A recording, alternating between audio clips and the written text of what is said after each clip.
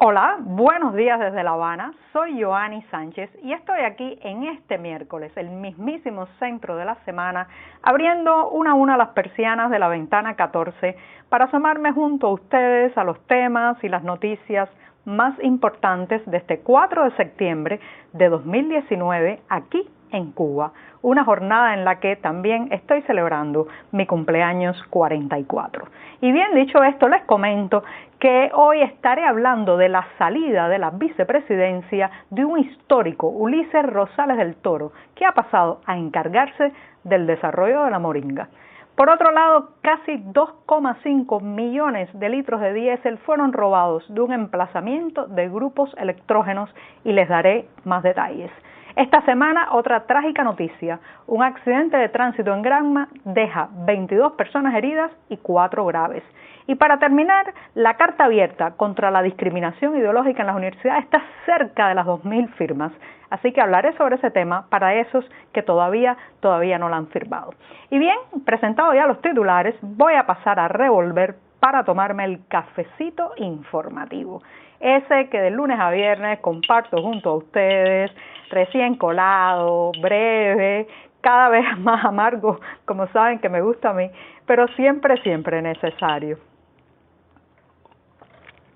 Después de este primer sorbito del día que me da muchísimas energías para seguir, les recuerdo que pueden ampliar muchos de estos temas y de estas noticias en las páginas del diario digital 14 y medio que hacemos desde dentro de Cuba. También advertir a nuestros lectores residentes en territorio nacional que lamentablemente tendrán que hacer uso de proxies anónimos o de servicios de VPN para saltarse la censura contra nuestro sitio en los servidores nacionales.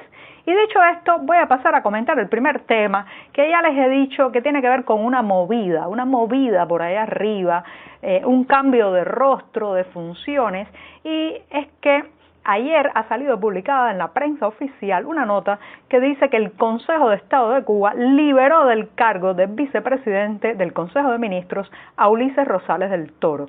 Este es uno de los considerados históricos, es un septuagenario y bueno, pues ahora ha pasado, según esta nota oficial, a impulsar el desarrollo de la moringa.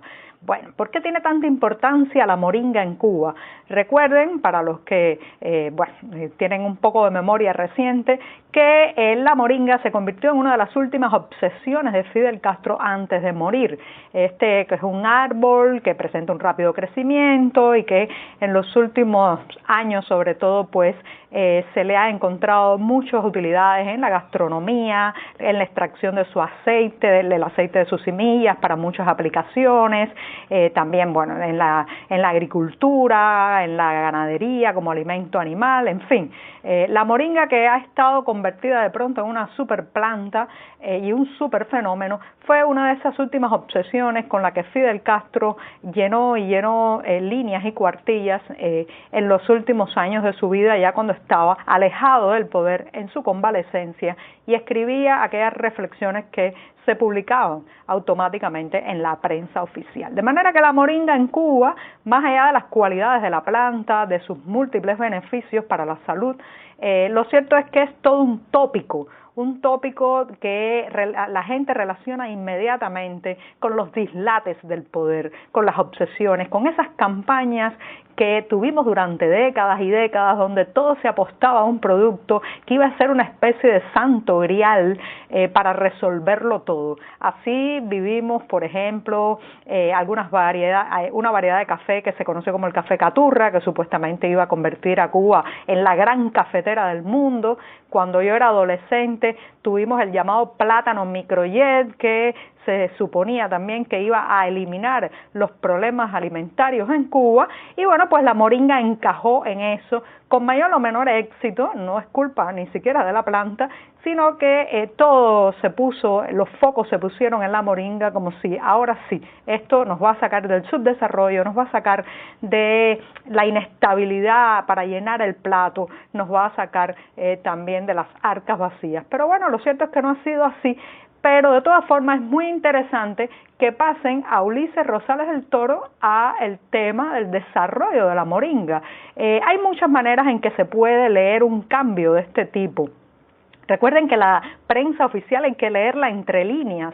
Incluso, como dice una amiga, para leer Granma, el periódico oficial del Partido Comunista, usted no debe saber gramática, sino grammática, que es una pseudolengua diferente. Entonces, leyendo esto, lo cierto es que, ir a ocuparse de la Moringa, sin lugar a dudas, es una caída de importancia para Rosales del Toro. Pero ojo, a este hombre que le han dado ahora la responsabilidad de un cultivo, de una siembra, de una cosecha, de una producción agrícola, resulta que dirigió el Ministerio del Azúcar entre 1997 y 2009 en una etapa que, dicen los especialistas, destruyó o terminó por destruir la industria azucarera cubana. O sea que a sus espaldas tiene bastante responsabilidad de lo que ha pasado en los campos, los centrales, los ingenios y los campos azucareros cubanos. Después dirigió el Ministerio de la Agricultura entre 2009, 2010, por ahí,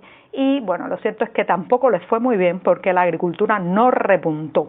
Ahora, ¿por qué esta movida también allá arriba? La liberación del cargo de vicepresidente del Consejo de Ministros puede estar enfocado a que recuerden que a más tardar en octubre pasado, alrededor del día 10 de octubre, pues se espera que sean elegidos, y digo elegidos entre comillas, los 3 máximos cargos del Parlamento, el presidente, el vicepresidente, el secretario y también los miembros del Consejo de Estado. Así que quizás están haciendo movidas, como se cambian muebles dentro de una casa desde ya, para la lista o la partida de elegidos previamente que nos van a presentar alrededor del 10 de octubre. Así que eso es lo que hay. El histórico Ulises Rosales del Toro cae evidentemente hacia el cultivo de moringa y bueno, pues con su historial en todo lo que tiene que ver con producciones, yo me imagino que a la moringa no le va a ir nada bien.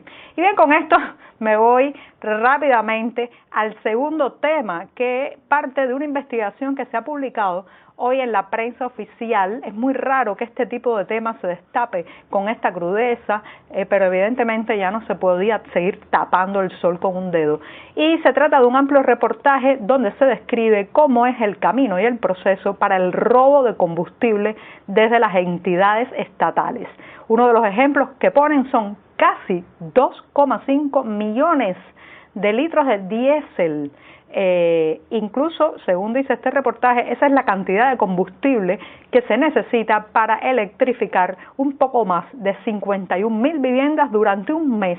Durante un mes, todo ese combustible se robó, se fue derivado al mercado negro o mercado informal desde un emplazamiento de grupos electrógenos ubicados en el municipio habanero de Guanabacoa.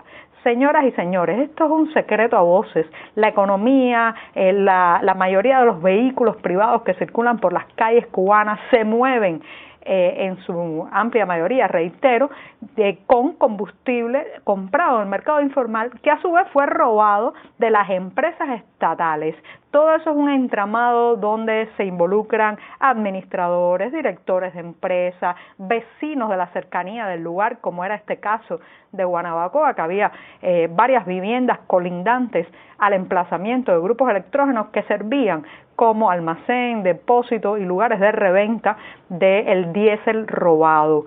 Eso es una verdad como una montaña, nadie lo está justificando. Robar, sustraer, pues eso es un delito. Lo que ocurre es que, ¿qué pasaría? Imagínense el momento utópico de que mañana no llegara una sola gota de combustible robado al mercado informal de la isla. Bueno, pues todos sabemos lo que va a pasar.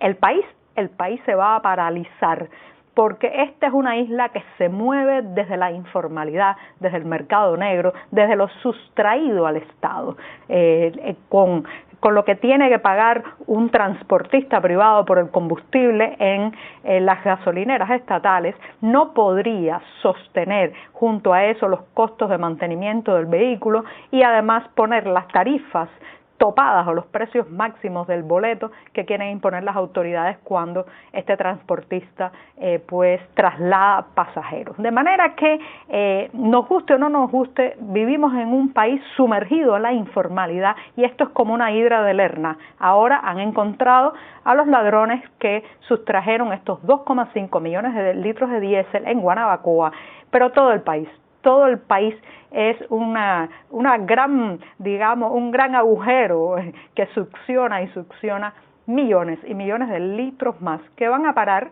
allí a donde todos terminemos yendo, que es el mercado informal. Y bien, me voy rápidamente.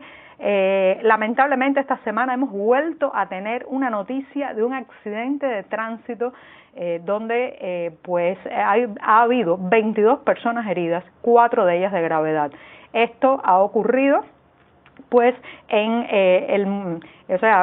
la mayoría de las personas involucradas son del municipio Niquero. Ocurrió en la provincia Granma este accidente, en una carretera de la provincia Granma. Y ¿dónde iban estas personas que se accidentaron? Iban como pasajeros en un remolque de un tractor. ¿Hasta cuándo vamos a seguir teniéndonos que trasladar como vacas, como animales, por las carreteras y las calles de este país porque no hay transportación? ¿Hasta cuándo el Estado va a tener el monopolio de la importación y compra de vehículos grandes que impiden que los transportistas puedan generar pequeñas empresas, pequeñas firmas de transportación privada para acabar con esto? Los tractores no son para trasladar personas, son para trasladar recursos agrícolas o ganaderos, pero cada vez más vemos este tipo de accidentes cuya responsabilidad última está también en un Estado que no quiere soltar